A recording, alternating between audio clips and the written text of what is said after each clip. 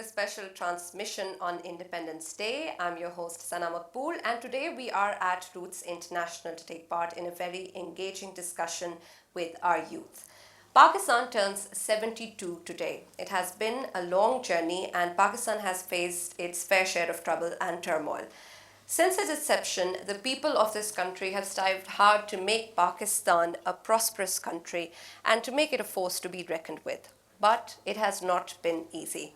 The people of this country have faced many challenges, starting from making sure that this newly born state rises to its feet, to making sure it establishes its name in the international arena, and of course then moving on, fighting through corrupt leadership, dictatorship, struggling for a just cause, and of course a democratic system in the country. It has not been easy, and it has been long. Yet after 72 years, there are still challenges that remain. Today's discussion is going to be focusing on what those are, what we can do to resolve them, and what our way forward is. And most importantly, what our youth can do to take part in this discussion and of course help make Pakistan a prosperous and peaceful country. And so you are all encouraged today to take part in this discussion and actively listen, and also note down your questions to make sure what you can do to help Pakistan become a great country. I'd like to request you all to note down your questions if you have any, so that when we have a question and answer session at the end of the discussion, you may ask our respected panelists. And now, of course, let me introduce our respected panelists for today's discussion. Today we have with us respected journalist and executive director, YFK International Kashmir Lobbying Group based in Geneva, Mr. Ahmed Qureshi. Thank you for being with us today. We also have a writer and author of 2 books. He's also a scholar, Mr. Khurram Elahi. Thank you for joining us.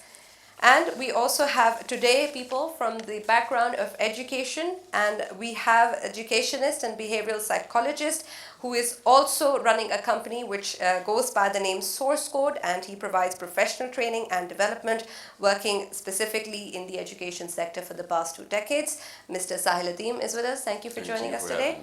We have also been joined by GM Academics and Roots International, who has had 20 years of experience with focus on education in different organizations. Ma'am Ambreen Yunus, thank you for being with us today. And lastly, we also have Mr. Nadeem Malik, Director Strategy and Program Development at Roots International. Thank you for being with us today, sir. Okay, so in order to begin our discussion, what I'm going to do is we're going to, of course, as I mentioned earlier, that our topic today will be focusing on where we are today and what our steps forward are going to be. But of course, in order to understand our present situation, we cannot completely overlook our past. We need to understand our problems and the underlying causes that remain. So I'd like to start with you, Mr. Khurram. If you can give us a brief analysis of what you think has been a recurring issue, or many of the recurring issues in the country as you see, and how many of them do you think have survived till today? Okay, because we're talking with the youth and not with the diplomats or not with the scholars, and we are the idolizers, and these all are the manifestation of the history. Iqbal once wrote in his book Straight Reflection that we achieve infinity by looking in the eyes of our kids. They are the message of infinity. When I'm dissolving, you'll stand and rise. You'll be putting some flowers on my grave, and you'll continue the legacy which we received from Iqbal, or let's say from Jinnah. What went wrong? So I'll try to explain that with one of a very famous ode of Qudratullah Shahab, who was a very famous, the kids should know, he was a very famous bureaucrat of Pakistan, a very good writer, known by his book Shahabnama. When Pakistan was in making, he stole a paper which was very important for Pakistan.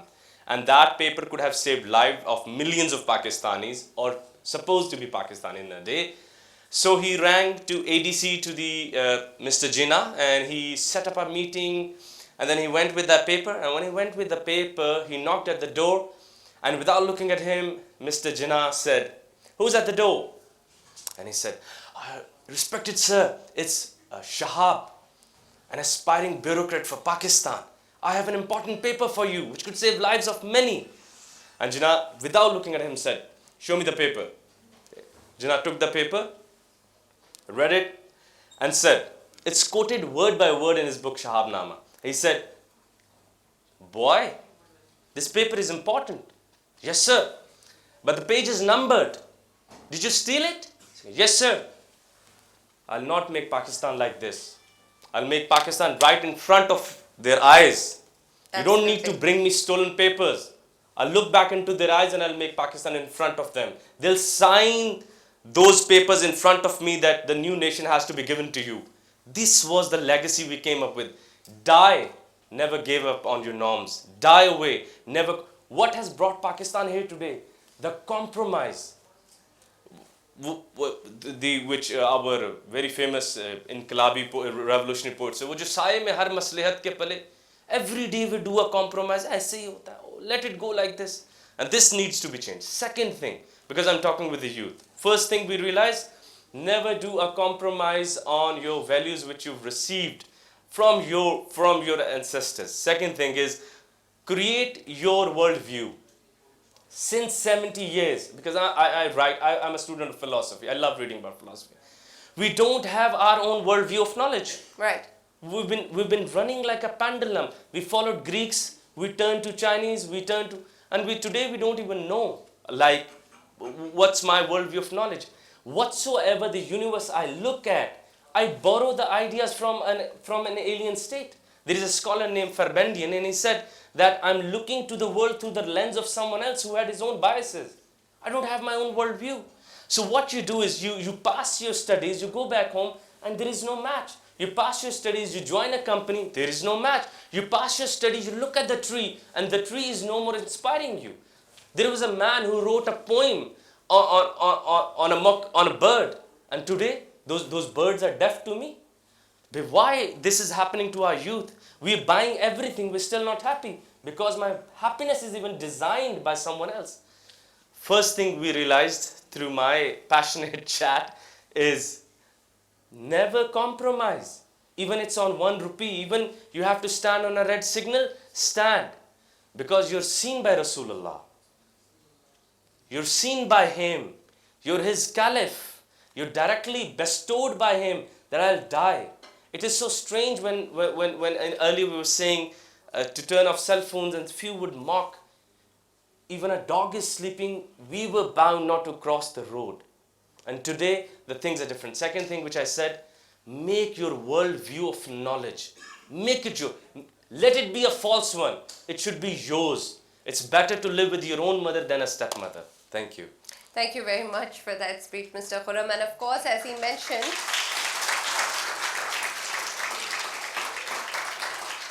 even as he was speaking, we heard a cell phone ring. So I would request you all once again to please make sure that your phones are on silent and that you are respecting our panelists here today. Moving on, Mr. Ahmed, let me come to you now. Of course, you have been a journalist for a while now, and you, as part of your job, you have scrutinized the way politics have run in the country, the policies of different regimes, and also been acutely aware of the public sentiment and their concerns. In your opinion, what are the major challenges that Pakistan faces today? If you were to give an overall view of some of the main sectors that are still lacking and need our immediate attention, what would you say they were? So now there are always problems, but I see Pakistan as one of the most fascinating stories of the world. Yeah. I'm not too worried about the problems that we've been through. I'm not really worried about that because nations and countries and even individuals go through problems. So this is really not something to be flustered about or worried about. Okay. Or obviously you need to stop at it, you need to study it. But you must also remember the bigger picture. And the bigger picture is very simple. Pakistan is one of the most fascinating stories of the world. Probably we still remain one of the untold stories because the talent this nation has, who we are, our contribution to the global civilization. Pakistanis are great people. The culture, the ethnicity, the language, the confluence of all these influences on Pakistan, a country that is connecting various regions of the world, a country that is an amalgamation. I mean, look at the Pakistanis, one of the beautiful peoples of the world. Pakistanis are a mixture of Persians, of Turks, of Aryans, of Arabs, of Indians. It's a beautiful mix, Right. and it's an amazing history. We've had Alexander the Great here. We've had some of the finest names from if you go deep into history and to modern times. So this is a really fascinating country. So regardless of what kind of troubles and problems we have faced, and every nation in the world faces problems. We are just 72 years old. We have nations that are 300 years old. We have nations that are 800 years old. We have nations that have been through world wars. They've massacred each other. They've done so many things. So really, let's not worry too much about, on this day especially. Obviously, you need to go through your history and troubles and not repeat the mistakes. But on the 72nd anniversary of one of the most amazing movements for independence, an amazing movement of independence, a country that is born out of not a nation that existed before, but it's born out of an idea. It's born as a result of, I don't know, empires that ruled this region for 1,000 years, that brought a Muslim culture, that brought a new way of dressing up, a new architecture. I feel proud even when I see Taj Mahal and I see the world celebrating Taj Mahal, and I say, you know, that's Pakistan's ancestors. Sure, it's part of our identity. Our ancestors, we the Pakistanis sitting here, our ancestors brought a new way of dressing to this region. Our ancestors brought a new way of architecture to this region. Our ancestors brought a new way of looking at the region. So it's really, we have an amazing history. And this is a great nation. So on the 72nd anniversary, I am really not too bothered about the problems we've been through, because those problems only made us stronger.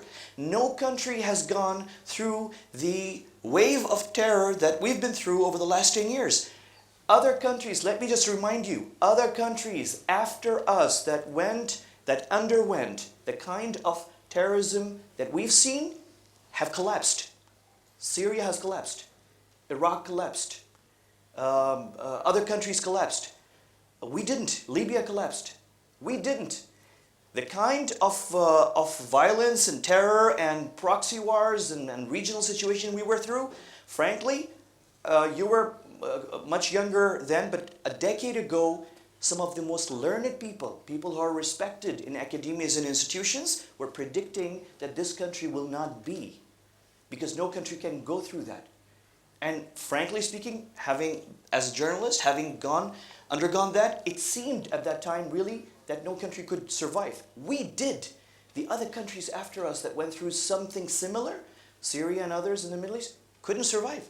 So this is an ode to the resilience, to the talent, to the power of this nation. Let's be proud of that on the 72nd anniversary. Absolutely. Mr. Nadeem, let me come to you. Do you think that the things that have been mentioned by Mr. Ahmed in terms of what we share in terms of our identity or the diversity of our culture and our history, and of course the resilience of our nation, which is unprecedented, do you think that the youth of today appreciate that about Pakistan? Yeah, definitely. Answer is definitely. The youth of Pakistan, you're already addressing that they are confidence. They have got the confidence, and we being a Pakistan is basically a proud nation. At 72, Pakistan has got, if we start with the challenges, I'll take one by one, but I would say that on 72, we are the 6th largest nation in the world, and with the population of 207 million.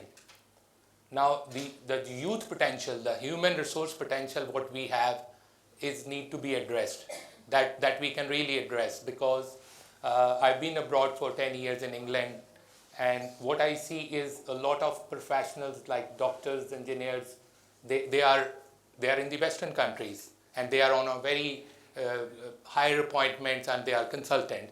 So I would say the youth has got the potential. Now coming over to the last 2-3 decades, we were facing challenges like I will namely in 3 political challenges. We had economical challenges. We have problems with the education system in Pakistan. Then we had our health was not really managed. Now, if we take the new management since last year, if we see the challenges were addressed very sequentially or in a priority wise. The first challenge was economics. So what the existing Prime Minister did is, keeping in view that he had to travel, and the finances were the Muslim countries like Saudi Arab, like UAE, even like Malaysia, they were able to give 3 billion and more than dollars so that we can face the top priority. So as youngsters, as learners, you should know what are the major challenges to Pakistan. So the second was education. Education, we have a quite, like I would say, 32% of the population are in the age of 5 years and 16 years. So that is the age we need to address, and this is being seen, and a lot of investment would be taking place in the coming years or this years, because there is an initiative of HEC that they have started scholarships with even bachelor degrees. Previously they used to do only in masters and PhD. So government has concern of improving the educations. The second is the health. Health, they are also doing a lot of, they have got kind of a SARS card which has a kind of a, I think, 0.72 million, the people who are really poor, so that they can have their health problem into the different sectors. So I would say that we are going positively, and we should have we should be seeing Pakistan as one of the best nations, and the future of Pakistan are, you all guys are the future of Pakistan. Right, thank you. Ma'am Abreen, I'd also like to engage. I'd also like to engage you in this discussion, and I know that you have been in the education sector for the past 2 decades now, and you would have seen your fair share of students coming in and going.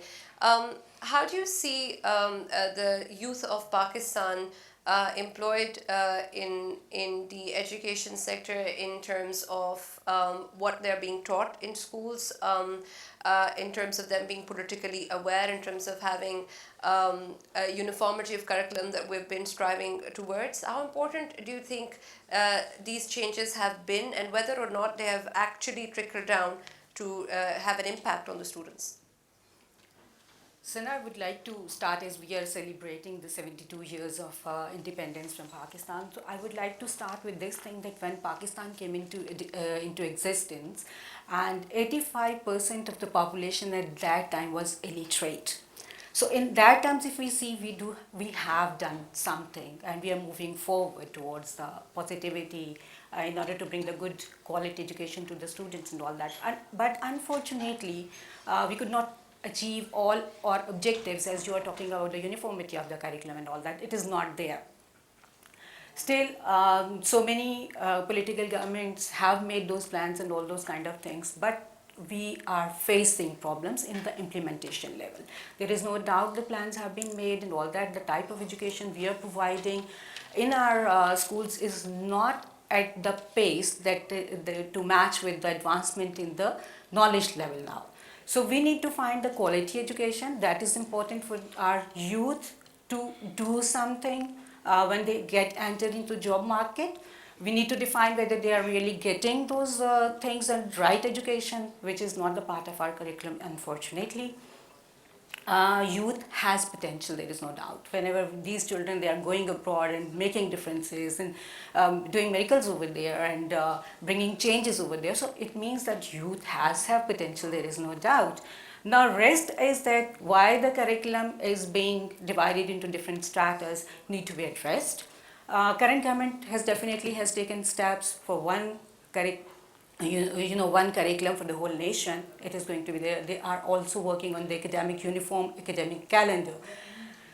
But still there is a way to go, a long way for us to go, because still it is just 58% of literacy is there, and it is not a good sign. So we need to work hard in this direction. Right. Mr. Sahil, I know that you provide professional training in the education sector.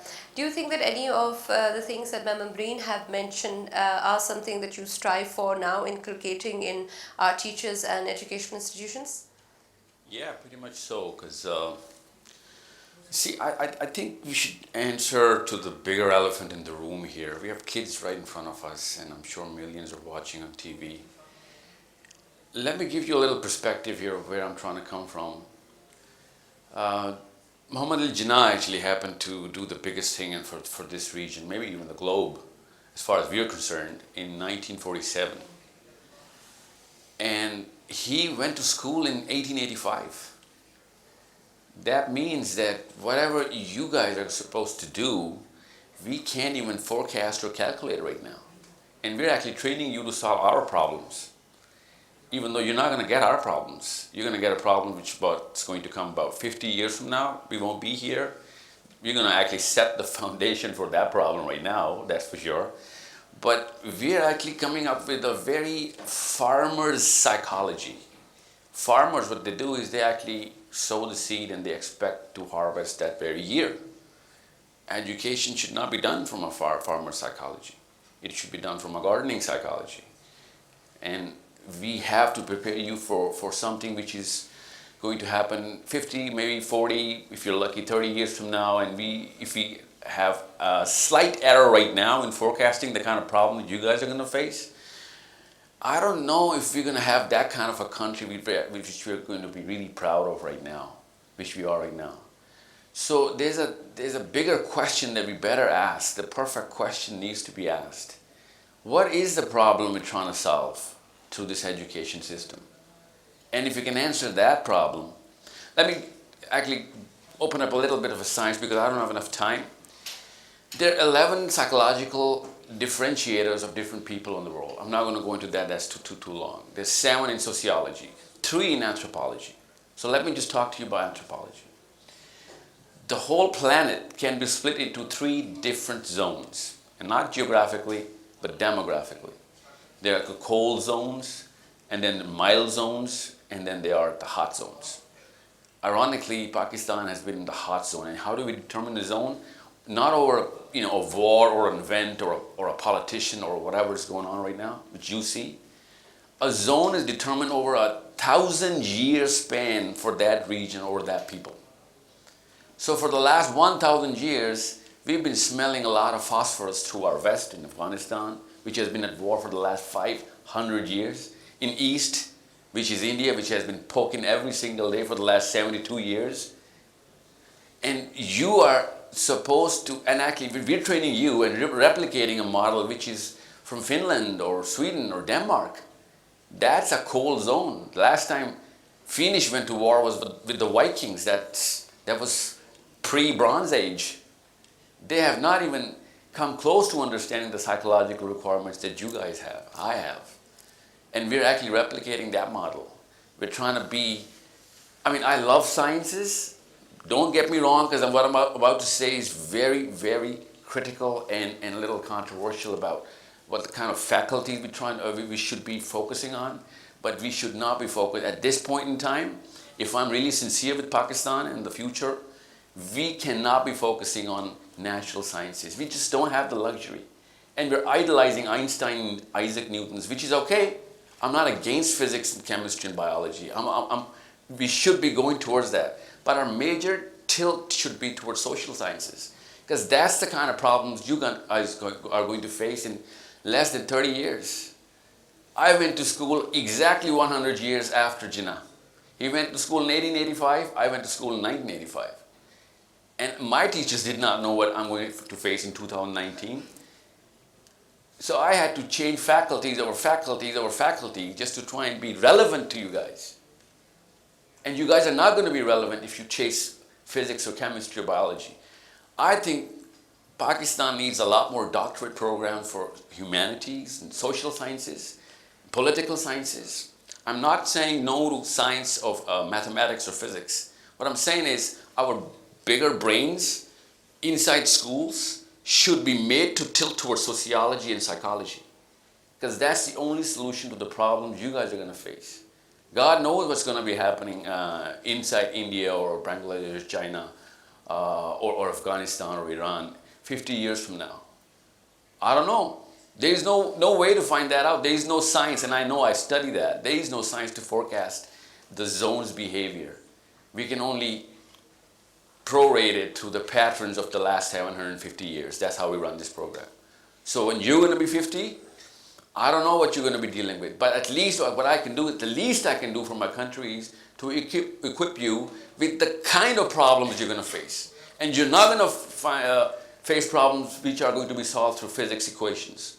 I'm sorry, I love physics too, but you're going to have to face problems which are going to be solved through political science and psychology. Every 10th man in Pakistan is a bipolar patient.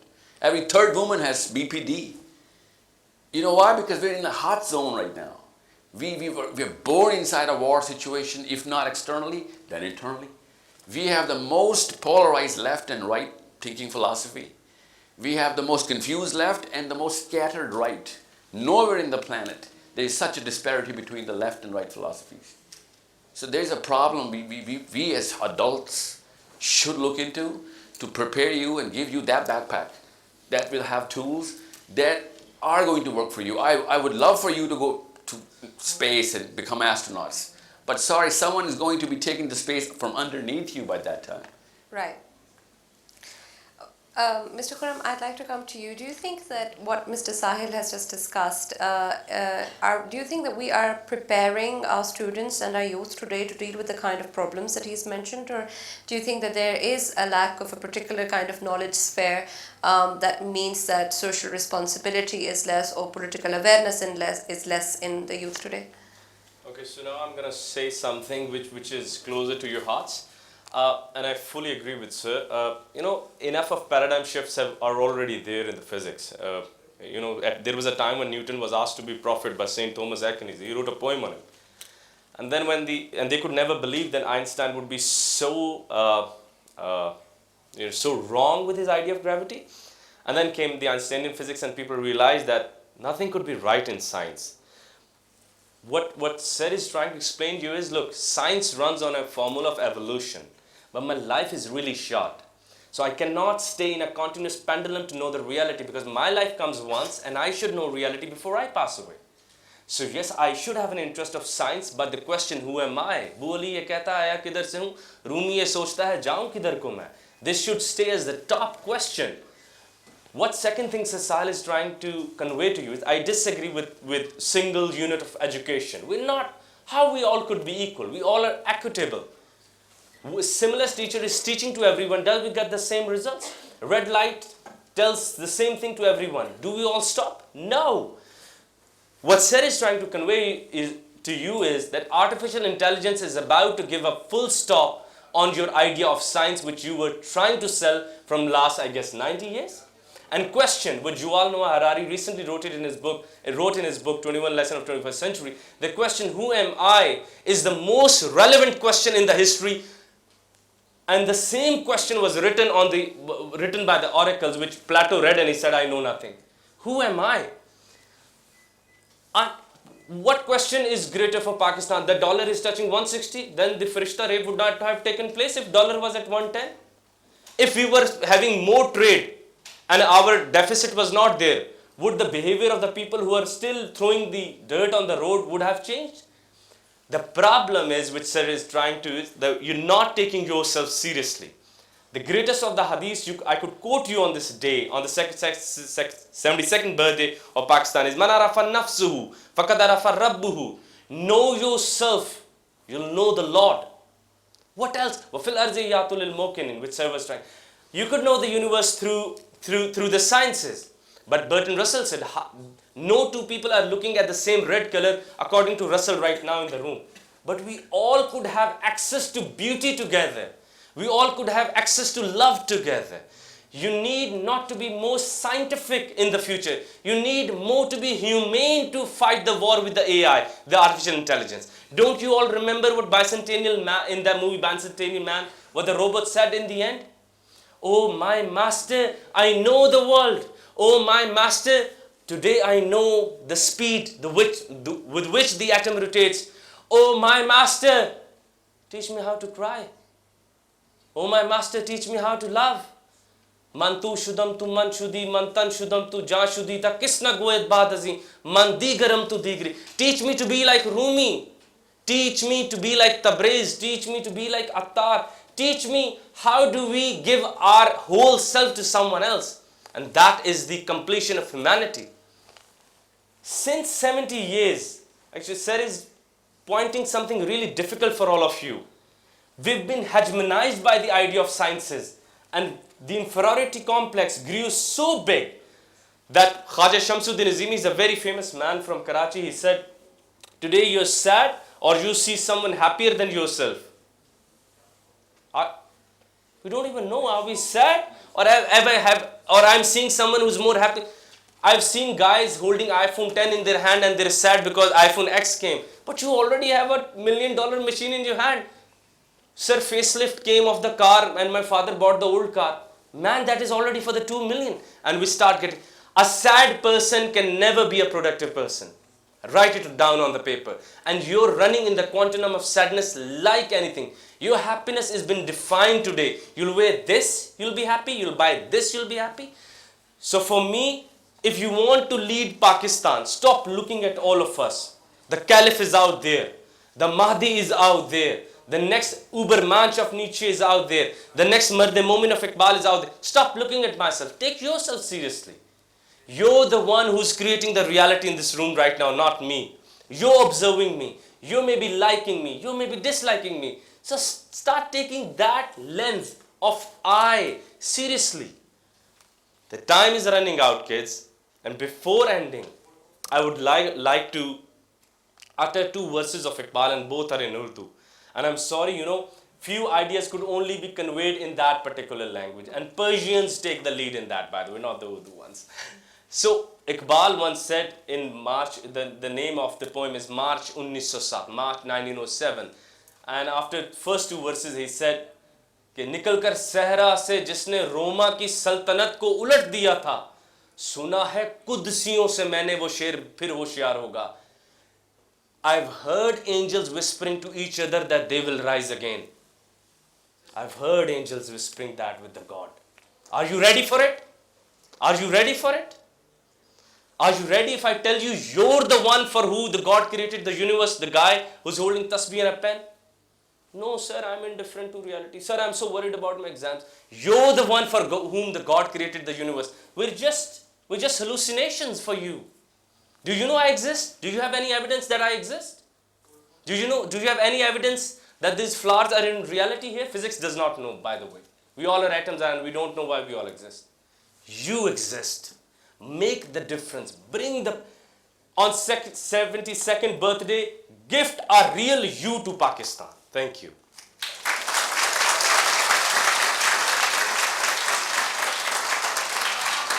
And of course, as Mr. Khurram has mentioned, it is really important for us to discover ourselves and to understand what role we have to play in terms of who we are, in terms of our own development and our societies and of course our countries as well.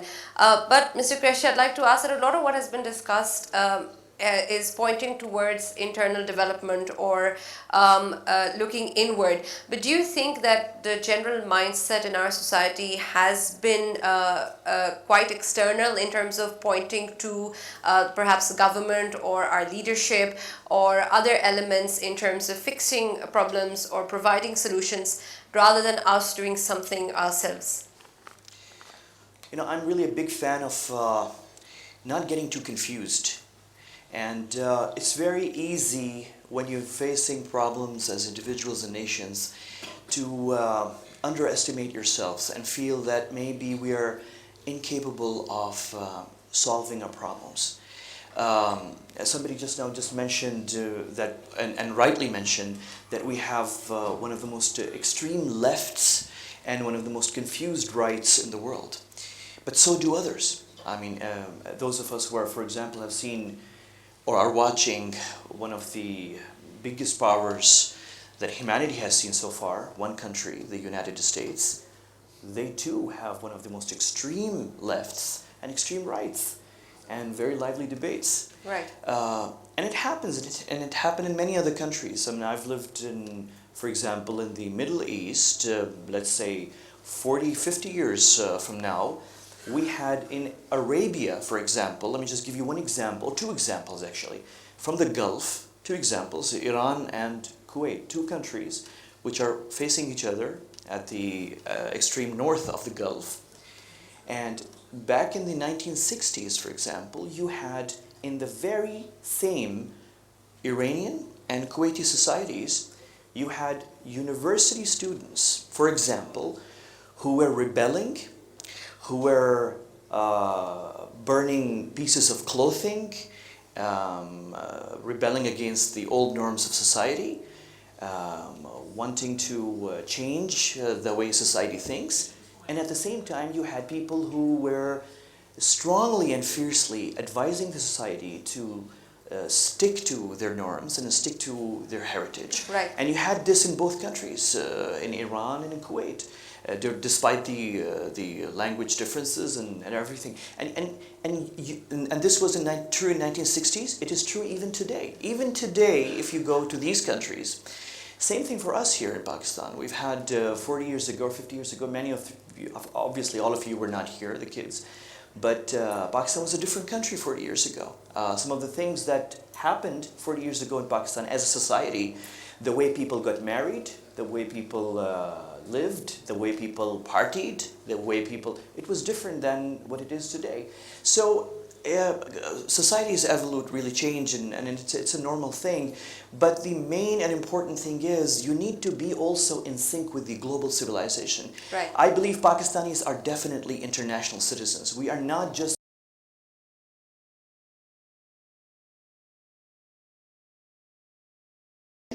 but they spoke Persian. Their language was came from Arabia, and they were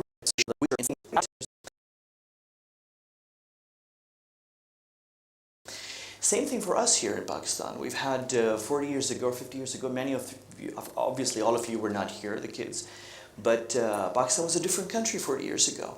Some of the things that happened 40 years ago in Pakistan as a society, the way people got married, the way people lived, the way people partied, the way people, it was different than what it is today. So societies evolve, really change, and it's a normal thing. But the main and important thing is you need to be also in sync with the global civilization. Right. I believe Pakistanis are definitely international citizens. We are not just citizens of one culture or one geographic area, and we should not be.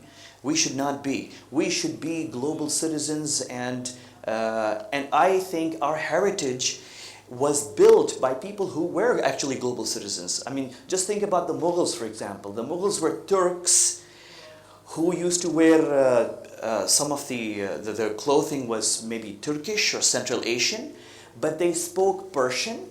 Their language was came from Arabia, and they were ruling South Asia and the Indian culture. And they created or oversaw a new language that was a mixture of all of that, all Right. of these influences. So, and they were, so at their time, 500 years ago, the Mughals and the other Muslim dynasties that ruled South Asia, including Pakistan, were actually global citizens. They were very globalists. So it makes no sense for us to get so lost in our situation and forget that we are part of a global civilization. And that does not mean that you only receive from that civilization. You need to contribute to it. You need to establish, you need to give it your footprint. Because we as Pakistanis, we have a lot to give to the world. We have a lot to give to the world. We have a lot of talent, and we have done. We have citizens. We have Malala Yousafzai, and of course, I'm going to mention a few names. You can agree or disagree with some of them, but we have Malala Yousafzai. We've had that little girl who was 9 years old who, at that young age, got a Microsoft, Arfa Karim. Right. And there's so many other names. Who actually interacted with the global civilization, gave it and received from it. So we need to be really very let's say confident of ourselves. We need to contribute to the global civilization. We need to give it and we need to take from it. And we need not be scared of the civilization, even if that civilization uses a different culture, dresses up differently than us. We have wonderful things in our culture to offer the world, and we have wonderful things to take from the world. Let's not forget that even when we sit here today, for example, I see some of the ladies here wearing shalwar kameez. Shalwar kameez initially was not part of the dressing style of the people of this region. It was part of globalization at that time. that our ancestors took it from someone else because it was more practical, it looked more graceful. The same goes for the architecture here, the same goes for the language, and so many other things. So, we need to be really very, and I've, part of our, studying of journalism and history is very important for journalism and to understand the world, as of course Mr. Khurram would know because he's an expert in that. I was studying the Muslims when they ruled Spain, Andalusia or Al-Andalus. And if you go deeper, if you forget these superficials, if you go deeper, how they lived, how they interacted with the local Christians, with the local Spaniards, how they changed their dressing styles so that they can meet somewhere and overlap the marriages, you'll be amazed and surprised at how confident the Muslims have always been, whether they lived in Spain or Andalusia, or whether they lived in Turkey, or whether they lived in parts of Europe that the Muslims conquered, or Central Asia. They interacted, they were very confident. Muslims have always been very confident people, open to the world, never worried. Even when they moved and lived in countries, for example, initially, in the initial days of Islam, in Arabia, when Muslims moved to live in far parts of Asia, where there were no Muslims, there were different cultures, China, others, they did not feel that they should be isolated or they should close the windows and doors and Right. no, we can't interact with them. No, they interacted very, very well and impacted. And in fact, that attitude of being open to the global civilization convinced others that Muslims are really very fine, confident people and we need to maybe look at their religion. And that's why today Islam and Muslims is one of the fastest growing, one of the biggest, second largest religion in the world. Right. Okay, so what we've gotten so far, of course, is that it's not only important for us to look within ourselves to make sure we understand what role we can play and where we are of ourselves and people around, but also that we are politically engaged and also socially engaged with the global world around us, and that we understand the way the systems are working and then what our role can be in that regard, and of course in terms of being a Pakistani, playing a role of a Pakistani in making sure Pakistan also stands in the international arena. We'll continue our discussion after this about how, I'd like to ask our panelists who are related to the education sector about how we can involve these two aspects in what we teach our children starting from an early age, and whether or not such questions are encouraged in the youth from an early age. But we'll take a short break for now and we'll come back and continue our discussion.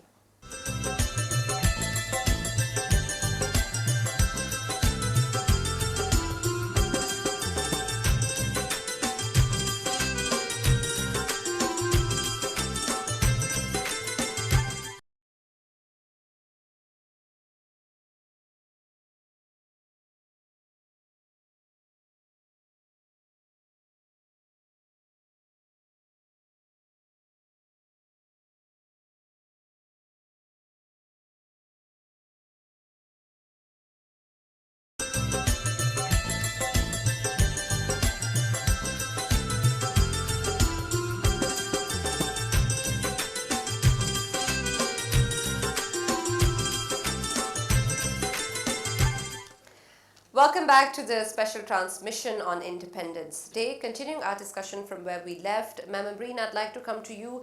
Like we discussed before the break, we were talking about how we need to incorporate perhaps social sciences and humanities, as Mr. Syed earlier mentioned, or more philosophical questions in our discussions and curriculums that we teach our younger kids. And of course, to be able to allow them to engage in a wider global arena as well. Do you think that is now being done, and how important do you think it is for this to start at a very early age? Basically, when we talk about education, education does not mean to get degree only. It is basically the wholesome development of a person. And we need to build up our nation into a very, responsible citizenship, with civic sensibility. And we have the type of education totally depends on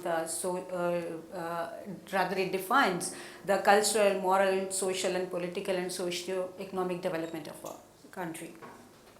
So, when we think about education, it definitely starts with a very younger age, when we talk about the early years education, that is very important. And early years are important to build up the personality of a child. So Right. they get into all those things since beginning. And by keeping in this thing that they are in absorbent mind stage, we need to create an environment among, around them, and teacher is definitely a key person to create that environment. So teachers training and right curriculum to begin with, that stage is rightly important, and we need to focus on all these things since beginning. So curriculum should be enriched with the activities and opportunities for the kids through which we can build up their personalities. And slowly and gradually, when they grow up, we can add into more other social skills as well as their thinking skills, as we can improve their scientific thoughts as well, because they have to take the different roles while growing up. They have to take different roles and they have to become the productive citizens in the society, and that is the ultimate objective of a education. Basically, it is Right. we do have to develop the skilled manpower, that's for sure, and that plays an important role in the economic development of the country. So we do have to build up the personality of a child, we do have to work on the behavior of the children, and we do have to build up in such a way that they are good productive humans there in the society. Right. Mr. Nadeem, would you like to add something? Yes, I would say few things, especially keeping in view the 72nd anniversary of Pakistan and keeping in view our youth. We've been discussing, Ahmed Saab has rightly said, Khurram Saab and Sam. So I just wanted to, keeping in view the audience, I just would like to say few things. First of all, education point of view, since you all are in the age where you're going to select your professional education. So importance of social sciences, importance of medical sciences, engineering sciences, artificial intelligence and all other are very important, because we have all streams where you have to go, keeping in view your own interest. Now coming to the situations which we have been discussing in our Pakistan positioning in the region and Pakistan position in a globe. So I would say you should be very confident that Pakistan has got one of the best defense forces, and the situations in the which we see towards in our east border or west border or American presence in Afghanistan, we have nothing to worry on that. Those who would like to serve their nation, they can always join defense forces, either in the army, air force or navy. But those who want to go and serve their nation by becoming a doctor or becoming an engineer, becoming a social scientist, becoming a teacher, doing a PhD, so all routes are available. Now coming back, so we are in a very, very safe hand. You need not to worry. You need to study, and you have got one of the best army in the world. Now global point of view, I'll just take another couple of minutes if it's fine. Pakistan location geographically is such an important that even you can see the shift of Western world towards Pakistan. You must all be having news on that. We are very important region. Recently, the CPAC, the China-Pakistan corridor has got a very importance economically. So China is second, or I would say the best economically, one of the nation. American have got interest, certainly. You can see the recent visit of Prime Minister and Chief of Army Staff. They want to pull basically from Afghanistan. And the investment what India and RAW has done since last 15 years in Afghanistan, they all have failed. Now they are going to hand over to I would say partially to Pakistan and partially to our intelligence services rather than RAW. Because we are a peace-loving nation. Right, and of course, as you mentioned, our youth is encouraged to take part in all sorts of fields and all sorts of sectors, whatever they think that they are fully capable of or their interest lies in, to making sure that they can play their part and do what they can do best. But of course, all of what our panelists have been discussing so far is there to encourage and motivate our youth to come forward and do just that. But Mr. Sahil, do you think that when we motivate and encourage our youth to come forward and actually make a contribution, do you think that we really allow them the opportunities or the platforms to do so? Actually, on the contrary, we're not just disallowing, we're actually forcing all of our kids to a certain direction, having some sort of a fascination of a path that somebody else followed, got whatever he could. As I said before, we need to know who we are. I mean, if my bedroom is on fire, I'm not going to go furniture shopping for my living room, right? We are in a certain situation when we better realize this. At the 72nd year of our age, we better be mature enough to know that there are certain things that are just luxury to us. And these are seemed to be made. I mean, we actually thinking that whatever the world is going through, or Scandinavia is going through, or America is going through, should be literally replicated here as a thought model. We should have a totally different thought. We are in a certain situation. I'm all for global citizenship, and that's why I was for global citizenship. I want global citizens to come in, but for a certain field. We should be experts of solving the problems for the globe in a matter of social sciences. Why? Because we are in a situation where only these sciences are going to grow our acumen to actually help set precedents for even America and Brazil and China on how to deal with the most hostile environments. We didn't need to be the #1 army. We are the #1 army, but we didn't need to. Countries with no armies are doing an amazing job as well, but we are in a situation where we needed the best army. And thank God we have the best army. We didn't need this sort of a neighborhood. You know, I would rather change places with Maldives or Seychelles. You know what I'm saying? I mean, they literally are in some of the happiest nations, or Iceland. But we are here now. We are in a situation, and we better start consciously thinking about the fact that you need way more motivation towards being a problem solver rather than just a selfish dopamine addict who's trying to become the #1 guy in whatever field you're trying to choose for your own self. Think about the country. I'm not saying just choose one field. Make sure you understand. I'm just saying bigger part of your brain should be directed towards that faculty which can solve the problems for our region. Our people are suffering in terms of lack of acumen only. There's a situation you better understand and realize. This is not an emergency, but it will be when you're going to be 50.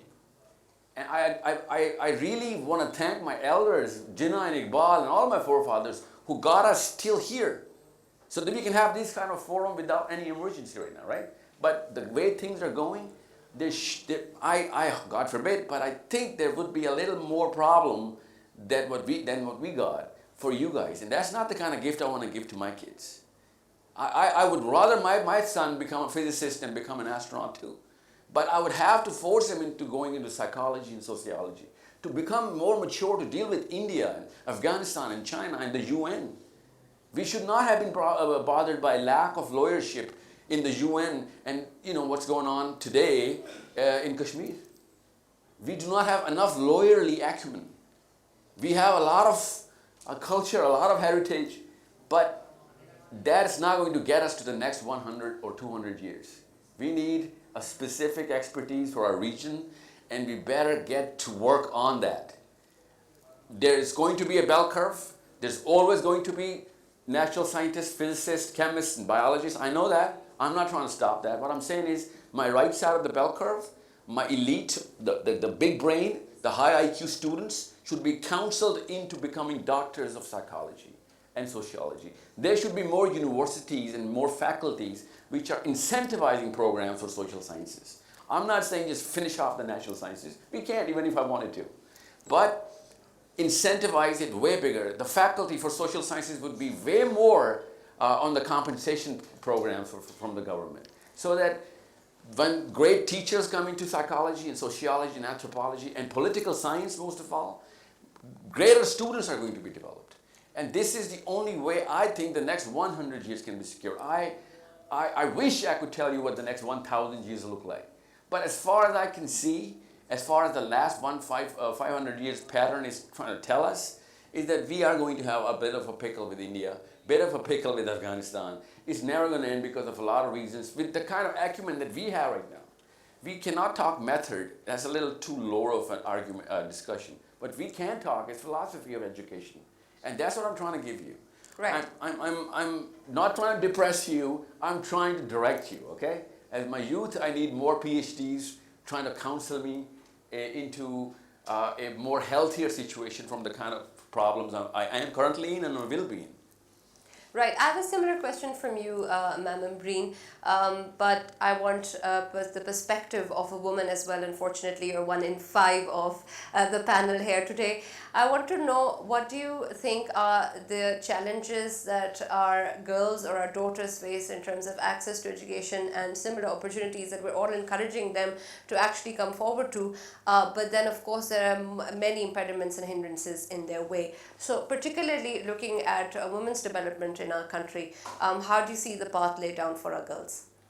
Basically, it is quite hopeful when we see now, because most of the people and the governments and everyone has started working on the women empowerment, and the bill has also been passed and all that.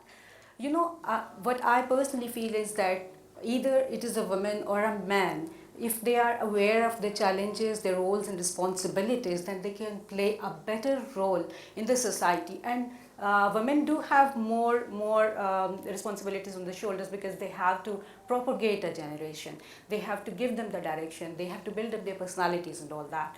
So along with this thing that they are educating, following their own dreams and going into some specific field and all that, does not restrict them to play their role as a woman. They can make miracles there, they can produce good individuals in the society, and on the whole they can make a better impact in that.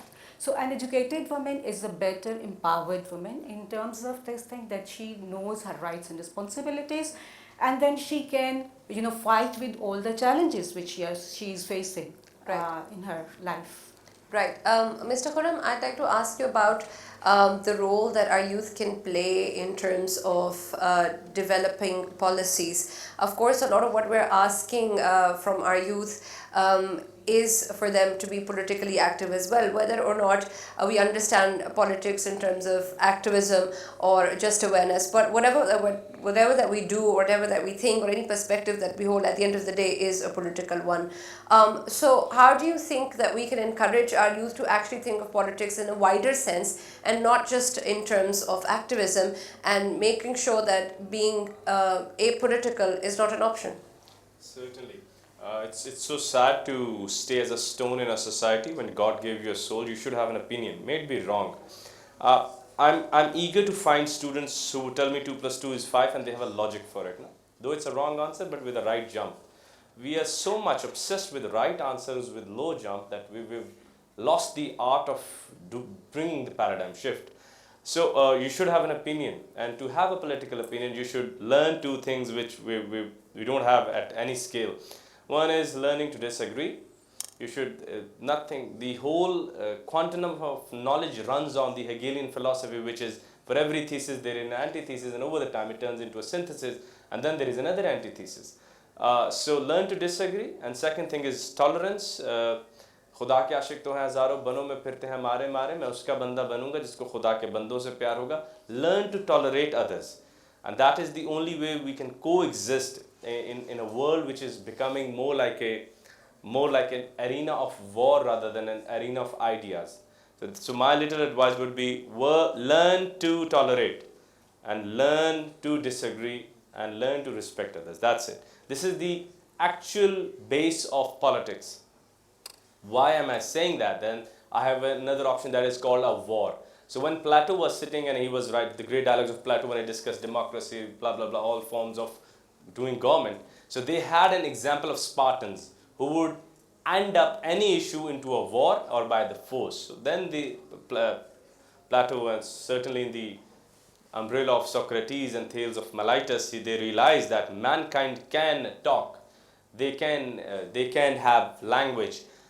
One strange thing I would like to disagree with I would like to put in front of all of you is that, you know, on our existence, the very first finger was raised by the angels. Angels were not ready, you know, that we all should exist. And do you know what Allah answered? You don't know what I know. Do you know why I'm giving birth or existence, or why I'm creating this Adam? And the angels asked, please tell us, why are you creating them? They're going to wage a war on your planet Earth. And then Allah answered in Surah Baqarah, وَأَلَّمَ الْآدَمَ الْأَسْمَاءَ كُلَّهَا.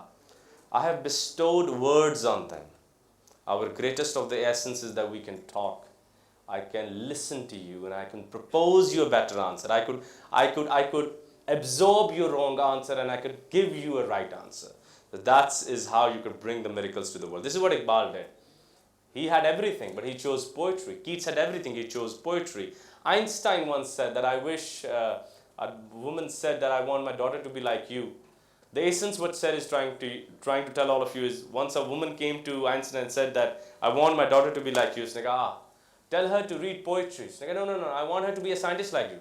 It's like, tell her to read fiction along. Learn to read alien ideas, learn to disagree, learn to tolerate others, and you would give birth or we all would become a nation which would reflect something else. And nowadays, we're reflecting something else. Thank you. Absolutely. Of course, many of these traits that have been mentioned are, of course, part of the democratic values that we so strongly want to uphold. But of course, democracy is a fairly new system in Pakistan and still need times to gain its ground. Mr. Qureshi, I want to ask you how much of the ability in our youth to critically evaluate whatever is presented to them in terms of narratives or discourse is there and is encouraged, and how important it is for them to be able to critically analyze and question, for them to have an opinion then and obviously bring something forward, a change. 100%. I fully endorse what just Khurram Saab just said here. I just want to give you one example, one very interesting one. We all know about the history of the peak of the Muslim civilization and how Muslims produce so many scientists and everything. And that's true and it's fascinating. But try to delve into how actually during those peak times Muslims used to live. And when I tried to do that, and by no means I covered the whole subject because it's so vast, but I was surprised to learn that during the peak of the Islamic civilization, you had cities, the Muslim cities, actually competed with each other. Of course, every city used to have a mayor. At that time, they used to call it the wali in Arabic. And of course, it went to Turkish and Persian and Urdu as well. And it was like sort of a governor or mayor of a city. And actually, there used to be proper competitions between cities. And the different walis used to pride themselves, and people used to actually pinpoint which one of the mayors and walis has actually the biggest library in the city. And not just the biggest library. In fact, it was a very normal thing for somebody, anybody from you here, to pick up a very good book that is written in Chinese or Sanskrit or Persian or Roman or any other language, translate it and bring it to the right person who is supervised by the wali, who's at the library, and they would actually check if it's really a good work and then actually weigh it in silver or gold and pay that person and add that book to the library. And Muslims and those cities at those times were not afraid to translate any kind of book. It didn't matter. Name me any book that comes to you from the medieval times, any book from any culture, all the important ones, the Chinese, the Indian subcontinent, the Persians, the Romans, and others, and you would find them in the libraries of Baghdad and Dimashq and Nisapur and Shiraz and Cairo, Egypt and Tunisia. You'd find all these books in Mecca, in Medina. You'd find all of these things. And Muslims were not afraid. And I was surprised when I saw this example. Why is that? Because at that time, nobody actually broke into libraries and say, wait a second, why have this book here? This book teaches philosophy, and philosophy would lead you to question existence and God and religion, and this is destructive. Let's burn these books. It never happened in these Muslim cities and societies because, again, Muslims were confident, they tolerated, they went to live alone in non-Muslim societies because they were traders, they were buyers and sellers, and they used to sit with the people of those societies on their tables of food, lunch and dinner, and there would be food and things that are against their beliefs, but they would still mingle with them, maybe not share the same food, but have no issues with mingling with the people of different cultures. So tolerance has always been one of the highest things, one of the highest values that we've taught. So basically, just coming back to our time here, again, as Khurram said, and I like what he said, basically you need to develop tolerance, 100%. And if you're a scientist and you're in love with science, please do find time to read poetry. Even if you might hate it, I still hate it. But I sometimes do try to find time, and I read poetry in Urdu, and I read poetry in Persian, and I read poetry sometimes in English and in Arabic. And maybe I don't understand all of them all the time. I don't understand all of the Urdu poetry all the time. I don't understand all of the English poetry. I don't understand all of the Persian and the Arabic poetries. Not all of them. I understand some in all of these languages. But it really adds something to you. And if you're in love with the literature and you love the poetry, please do find some time to appreciate also the science. Because again, if you're going to create the next, smartphone in the future, Steve Jobs was not a purely mechanical engineering person. He was a man of art and he was a man of science. And that's how you understand societies, understand yourself, and give something to the world. Right, now the kind of values, of course, that we are talking about in terms of being tolerant, in terms of the kind of philosophical questions that you mentioned that must be encouraged. We know that even today we are asking our youth to concentrate on areas which are not restrictive in terms of thought, but to actually open up their mind to bigger and larger questions to develop themselves further. But Mr. Nadeem, I'd come to you, but how do you think that as part of an educational institution, do you think that our institutions in our country provide that space for our students to engage in such discussions, to be open-minded, to not be restrictive in their thought, to actually be able to question anything and everything that they have previously learned, to help them unlearn those and bring forward new ideas and perspectives? Do you think that is something that our educational institutions provide to our students?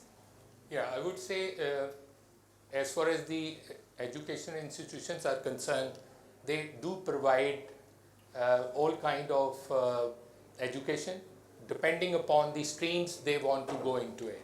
So I would say again that if we are talking about whole education system of Pakistan, it has been divided into a public sector and a private institutions. Right. So if you ask me particularly to the private education, yes, the institutions like Roots International, like all other names, they do provide all kind of streams. And then we would also say that we provide the like we have a global reach system.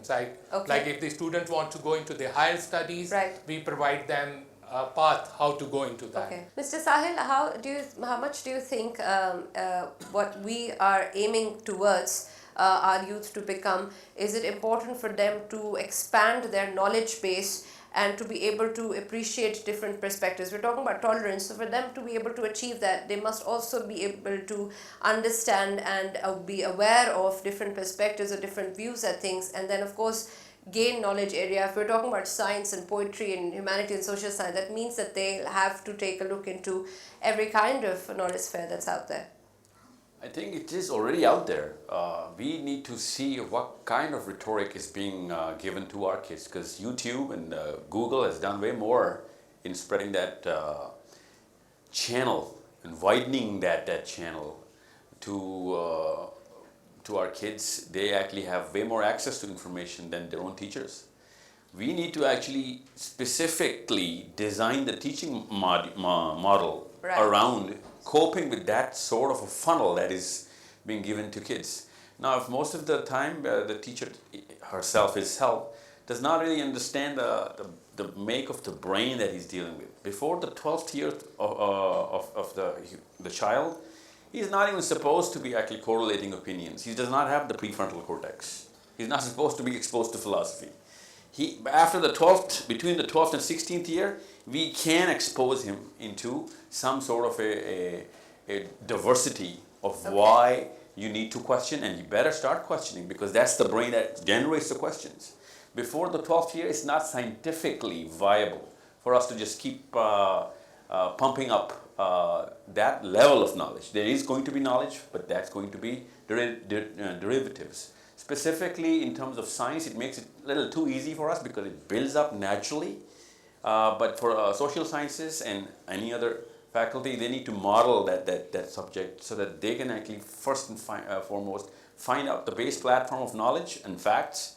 And then after the 12th, 13th year, the child needs to be trained into asking questions and challenging it. And not just challenging it, but since he will have facts, he will base that challenge on some sort of an argument. Now the problem that we see that specifically in Pakistan, and I'm speaking through deep experience, we have a lot of opinions. Everybody's got opinions. That's not an achievement of any sort. But we do not have that substantiation of that claim. Be it politics, be it even science. Our scientists have hollow claims coming in. We've had hoax and quacks as mainstream doctors exposed in hospitals, and mainstream scientists who did not even really know the basics. And when they come into the limelight, it's just another indicator that our education system is not really installed properly through a science of understanding the human brain. And most of those kids who are actually being exposed with YouTube and Google, they are exposed at a very early age, from 6, 7, 8 years of age. And they get to hear a lot more opinions which are going to challenge the very basic values that are being taught in the house. And we're in the metros. I'm very certain after a lot of sample in my control group, we have a lot more narrative coming from America to our kids, and not just America, globally, about our own theology. Richard Dawkins is a celebrity in Pakistani kids. That is not a small matter. He should have been exposed. I'm all for you reading Richard Dawkins, but at a certain age, so that they can actually construct an opinion. Right now, his opinion seems like a fact to a less than 12-year-old. Right. And we need to establish that barrier of entry of where we're going to expose thinking model and where we are going to impose the value model.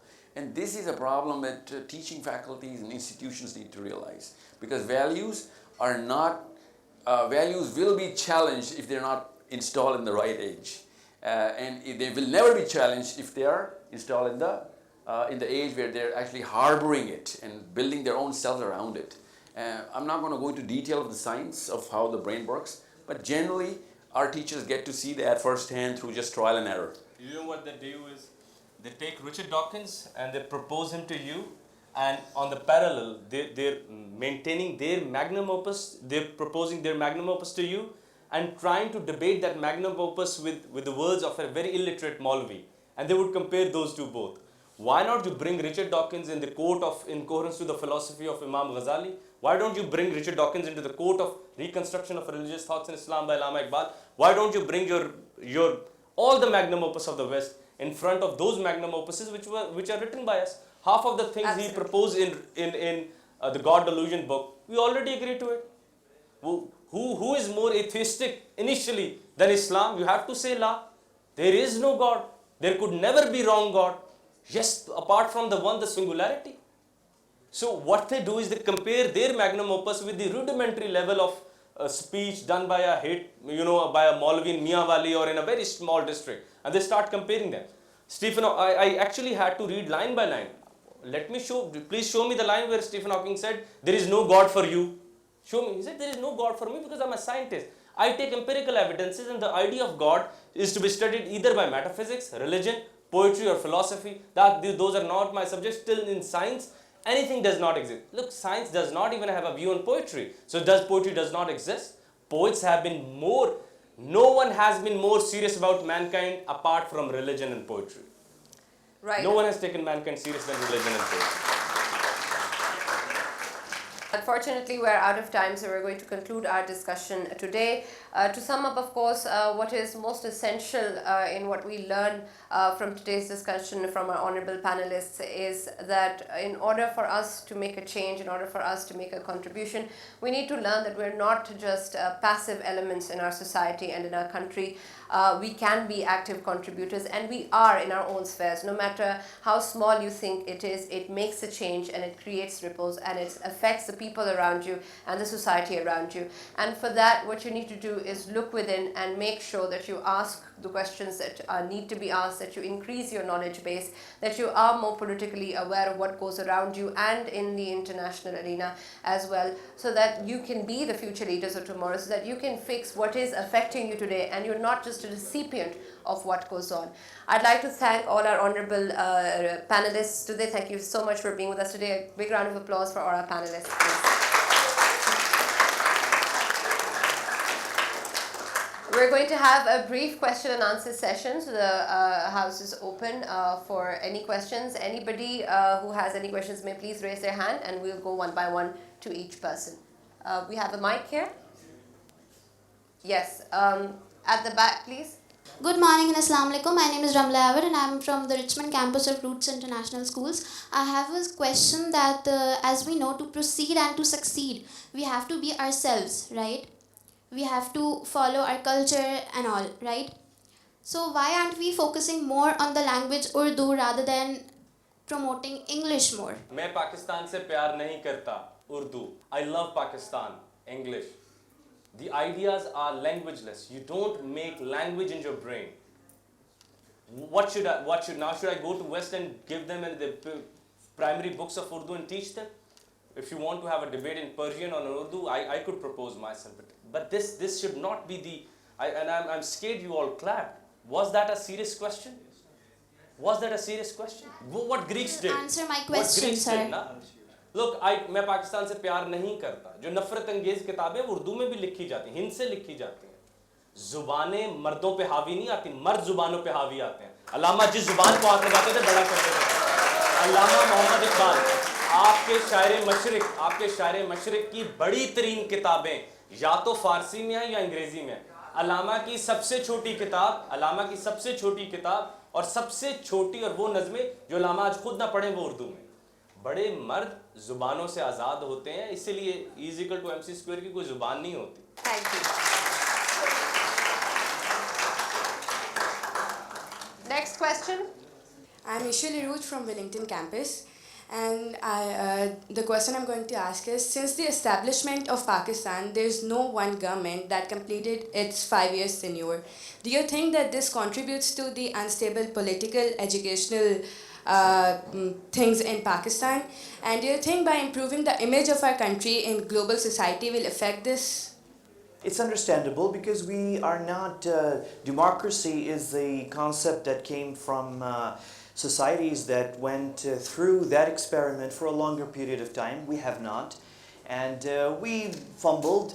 Often people compare, by the way, since you're students, often people will tell you, wait a second, but you have India next to you, and maybe they didn't face a similar problem. But I beg to disagree as a student of political science, because even in India, although their governments completed the 10 years, but they also had a rule of a single family for 30 years.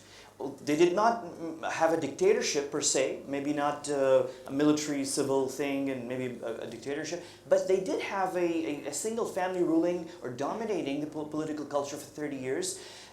Let's also not forget that the British, who actually brought the concept of parliamentary democracy to this region, were more centered or built their educational centers more in the part of their colony that is now left more in India, or was left in 1947 in India. Do not forget that at the time of our independence, most of the educational institutes and the symbols of a modern government and a state and society were built in the part of the region that is now in India.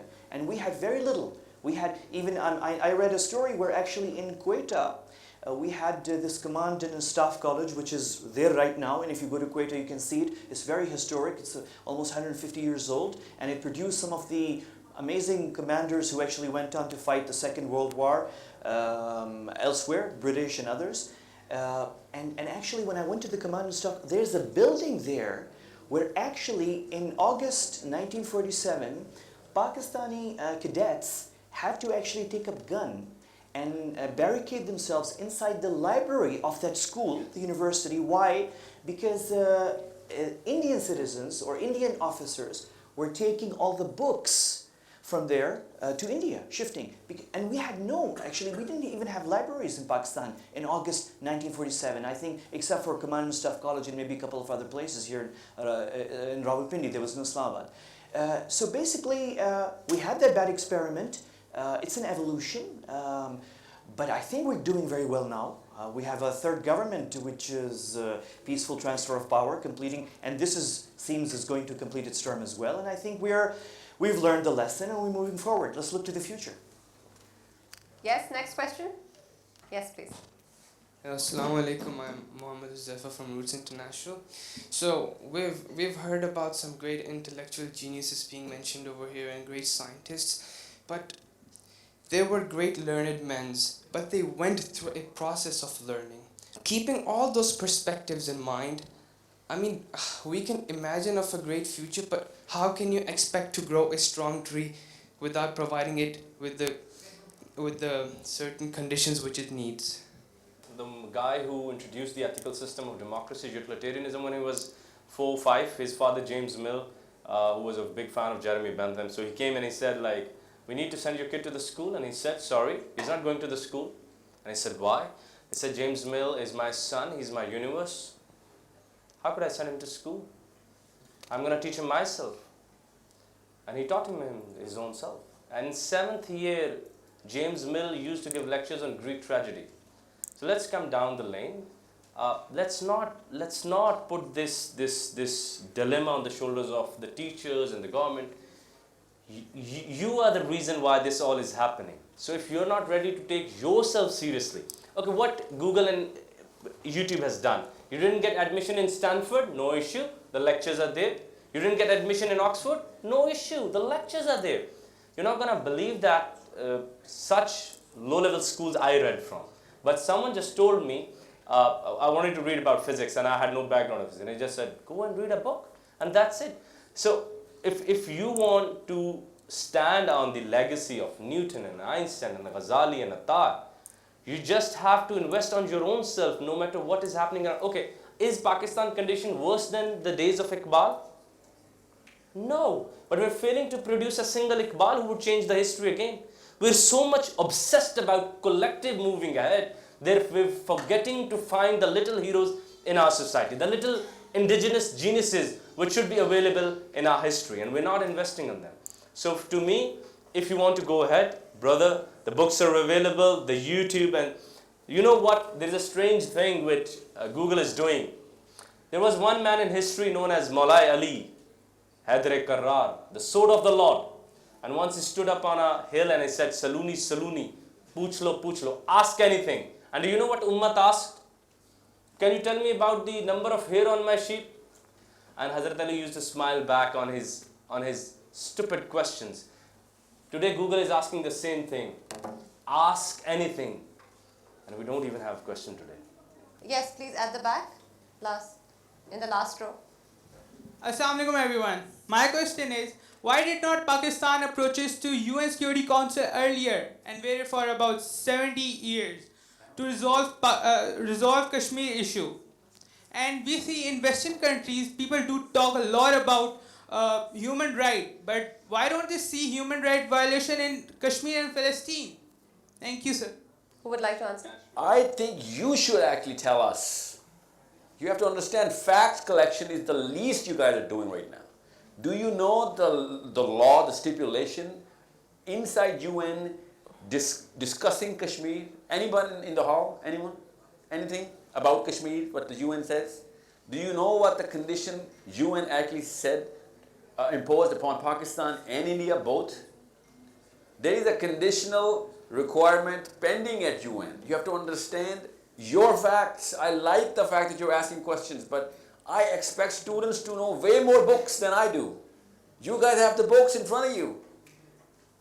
This girl asked a question, an amazing question. Why is the government not staying for more than 5 years?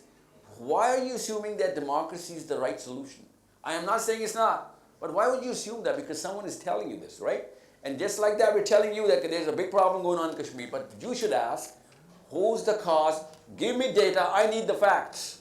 That's exactly what we're talking about all day. You cannot form an opinion unless you have the numbers and your facts straight.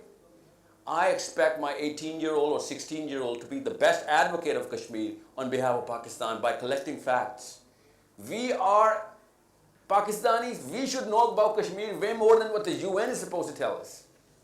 You understand me? We should be teaching them what Kashmir issues. And you guys should be our moderators on all of those issues, especially at the level of schools. Because I know that you guys talk way more with yourselves than you are supposed to, and way less with the teachers that you're supposed to. So don't disseminate information, try and get more facts. Okay, what's your name, sir? Ahmed, I wish I could give you homework that tomorrow I want to know the answer to your own question. But I'm not going to be here, and you're going to just get away with this now. But understand that this is why I want you to push social sciences and become lawyers and become sociologists to understand how this situation happens, not just what's going on, but why it's going on so that you can prevent it for the rest of the world. Kashmir is just another indicator of what Palestine is going through. 216 countries back up Palestine. Only 4 back up Israel. Understand that, and you can't even pronounce those names like Luxembourg and Nicaragua and America and Australia. 4 against the rest of the world, and still we're not getting back Palestine. There's a bigger problem that can be solved through words, dialogue, and that can only be taught through this science of political science and sociology, psychology. We just suffered from bad lawyership in the first 50 years. That's why we lost whatever we lost in UN. I need you guys to become great lawyers and win it back for us. Okay, we only have time for the last question. This girl at the front. Yes, please. Hello everyone, my name is Satyalia and my question is, do you think the current situation of our government is badly influencing our youth to take political sciences as their major subject? I think this is the first time in the history of Pakistan that we have the best example of how to promote political science. Our cricket hero had absolutely no other reason but the betterment of the country, and I'm not a political guy, and I'm still telling you as a scientist that if you have to set examples of putting kids into political science, we need heroes to jump into politics and start solving the problems. This is as good an example as it gets globally when the mainstream elite jump into politics to help solve the problems of the weakest. And unless you have the political acumen as an 18-year-old Pakistani, I swear to you, you're not going to solve any problem for us. You are going to do a lot for your own selves, maybe for your family, maybe. But you're not going to be a member of our community. And you are going to change it off to Australia or America or Canada, but you are going to do way more damage than benefit if you're not politically involved in the process of lifting the nation up. And that's something you're not going to get from physics or chemistry. Again, I love physics. That's my most favorite subject. But do I need it? Maybe I do, but my country needs me to jump into way more humanities, which is a group of subjects, I'm assuming you know that, which involves getting more people come together in a society, which is sociology, and understanding the behavior of an individual and his family and the community and then the globe, which is the vertical of anthropology, and psychology to understand why India is doing this. How come a community behaves the way it does? How come we have 4 borders and they have 4 borders? We have 3 borders with no army, with China, Iran and Afghanistan for the last 60 years, until of course India went in it. And they have 4 borders filled with all the army in the world because they're poking everybody. You understand me? If we were the natural mischievous nation, we would have had, armies from everywhere surrounding us. We have the biggest respect from Sri Lanka. We have the biggest love from China. We had enjoyed the best relationship with Iran and Afghanistan for the better part of their journey. And they have the biggest wars going on with China, Sri Lanka, and Pakistan at the same time. And of course, we know what Bangladesh is, right? So understand what the value of politics is and how you look at the globe, and then the community, then your family, and then yourself. This is how you're supposed to prioritize your life. If you're not adding to the global community of human beings, you are causing danger to the global community of the human beings. If you're not solving a problem, then you are the problem. That's the philosophy of social sciences. Okay? What's your name, Atul? What's your name? Atiya. Atiya, you have to value everyone in the community, and then you'll understand who you really are. Okay? All right, thank you very much everyone for those engaging questions. Unfortunately, that's all we have time for. I'm sure you must have a lot more questions to ask our respected panelists. But it's been a wonderful discussion. I'd like to thank all our panelists once again for joining us today and engaging with the youth and answering their questions and making sure that they learn and are motivated enough. Of course, what we take home today from this discussion is that hopefully this Independence Day, when Pakistan turns 72, what we can do is pledge not to look at what is wrong, not to look at what other people, the government or the institutions can give us, but what we can give back to the country and what we can do to help ourselves, the people around us and our country to be a more peaceful and a more prosperous country. Thank you very much, and thank you everyone for watching us as well. I hope you enjoyed our discussion. Happy Independence Day.